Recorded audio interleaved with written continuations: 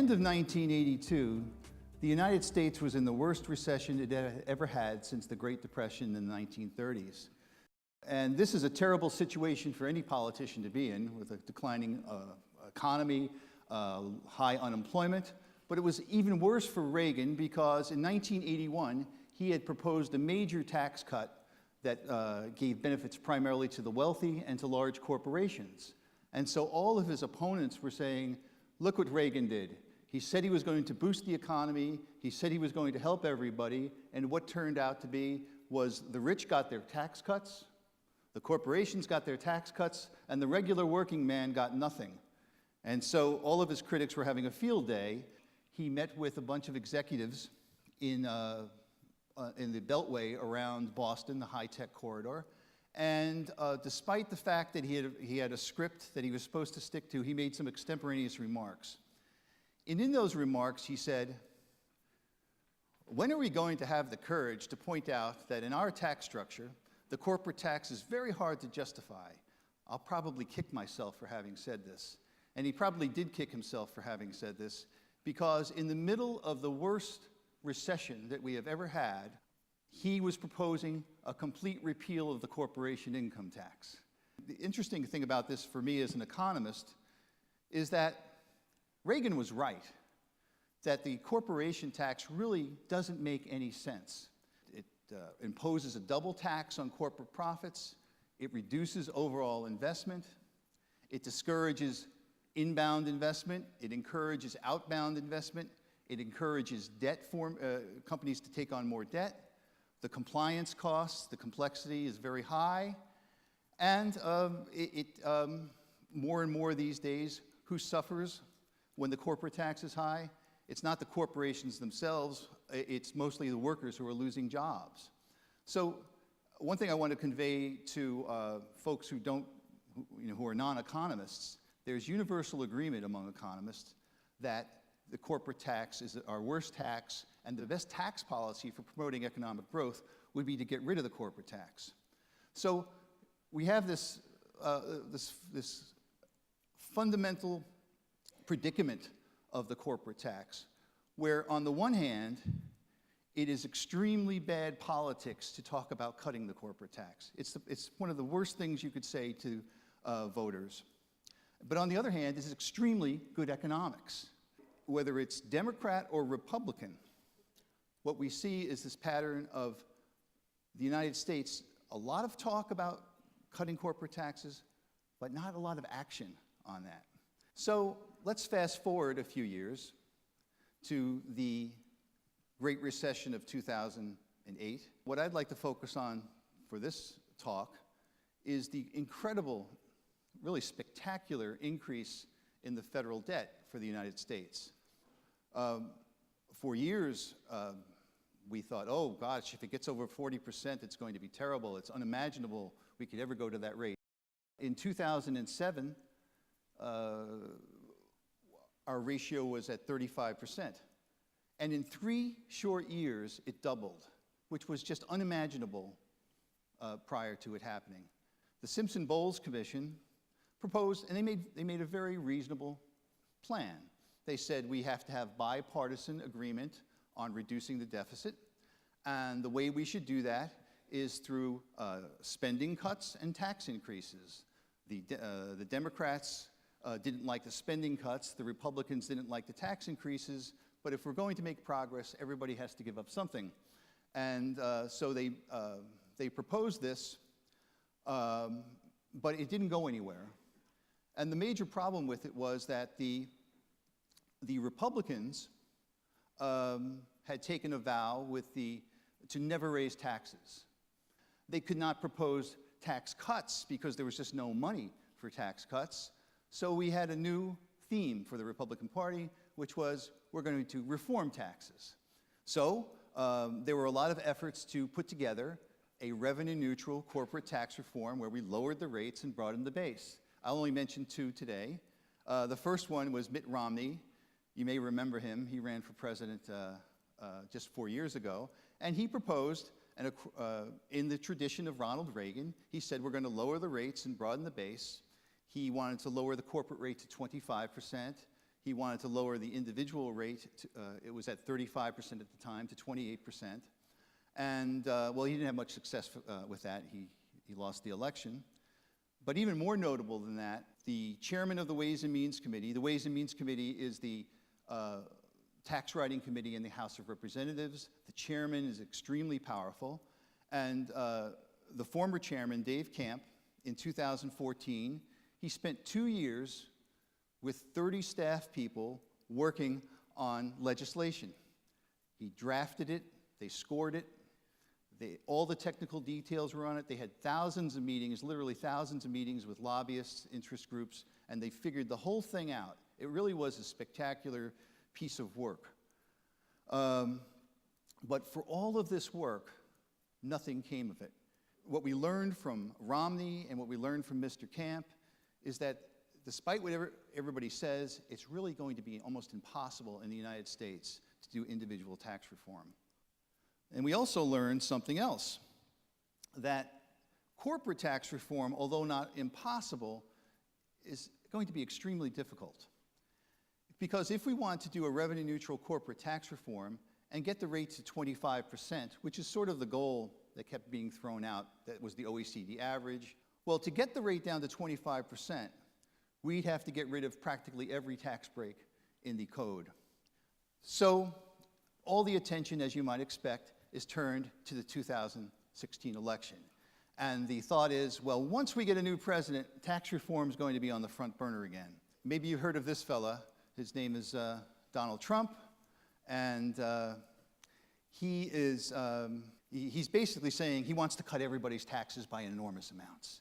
He's going to quadruple the standard deduction, so that would take 50, 60, 70 million people off of the income tax rolls. He wants to cut the corporate rate not to 25%, but to 15%. He wants to cut the individual rate to top individual rate to 25%. And then he wants to get rid of a whole bunch of other stuff as well. And then his closest opponent now is Senator Ted Cruz of Texas. And it's very interesting what he's proposing. He's proposing, first of all, he won't say it's a value-added tax because that's political poison in the United States to say you're proposing a value-added tax. It is a value-added tax, but he insists on calling it a flat tax.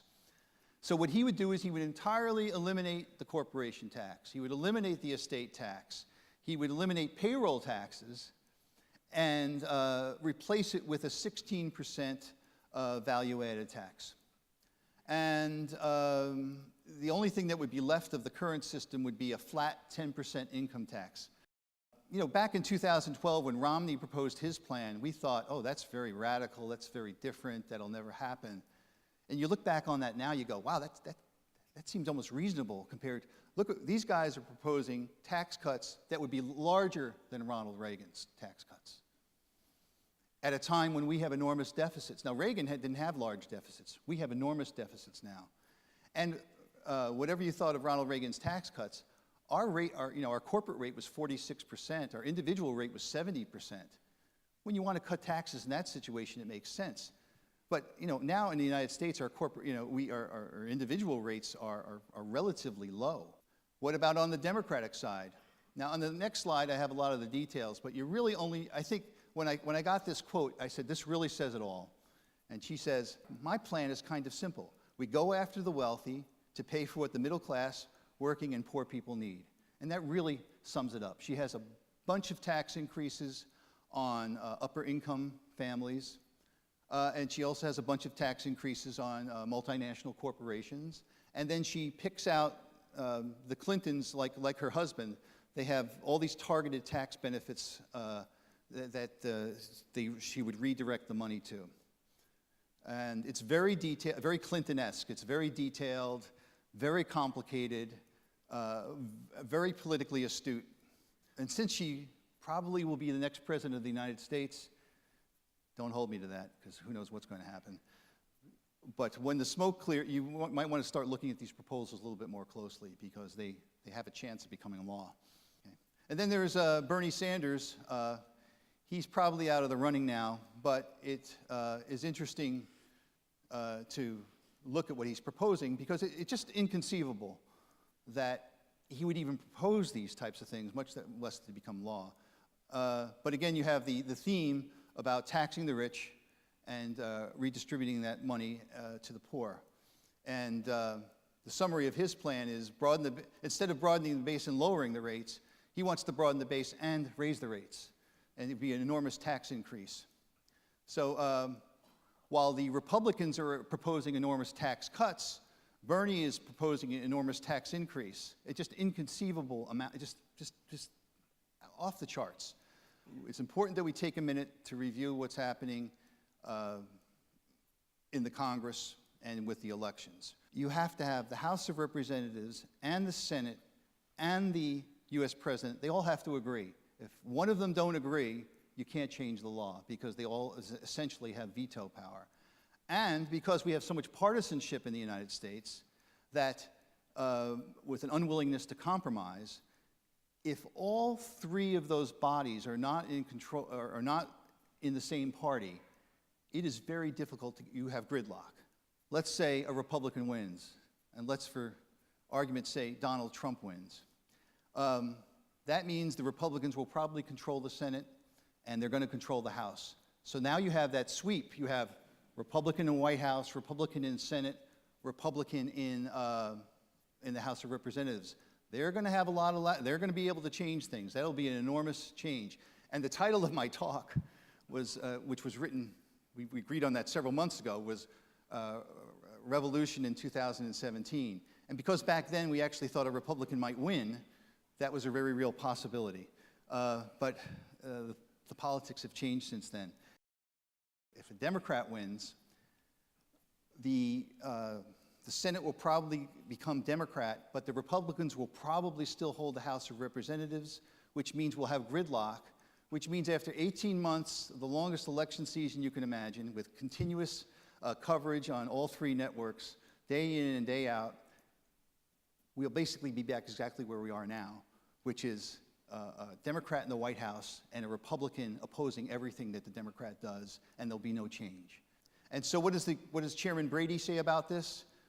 I am asking our committee to look at tax reform with fresh eyes. We want to examine a whole range of tax ideas: consumption tax, cash flow tax, reformed income tax, and any other approach that's pro-growth. Well, folks, it's been 5 years we've been studying tax reform, and this gentleman who's in charge of the whole operation says, we don't have any idea what we're doing. We don't know what we're going to do. So what's going to happen in 2017? Well, this is where I would like to have tied it up in one nice, just give you a nice executive summary and say, this is what's going to happen. But we don't know what's going to happen. It's so uncertain. And I think uncertainty, if you're talking to your clients, has got to be one of your main issues. We really are in a period of more uncertainty than any time in the last few decades, because you still have folks on Capitol Hill trying to do business-only tax reform, but I hope I've convinced you that that's probably impossible to do because of the politics. So I would conclude by saying this: it is a tricky situation that we're in, because more than ever before, the United States needs corporate tax reform. Our rate is too high. We have $2 trillion trapped outside the United States. We're losing jobs. We're losing investment because of our high rate. So, economists have always hated the corporate tax, but the problem is much worse than ever before because of globalization. But, ironically, as much as we need it, the political situation, it's tougher than ever. We have rising debts and deficits. We probably are going to have a gridlocked government, and we have this new populism that is going to make doing corporate tax relief very difficult. So I'll just leave you with this thought: if Ronald Reagan, with all of his extraordinary communication skills, and with all his charm, if he couldn't promote tax relief for corporations in 1983, it's hard to believe it's going to be any easier for the next president to do that, whoever that could be. Thank you very much. I appreciate it.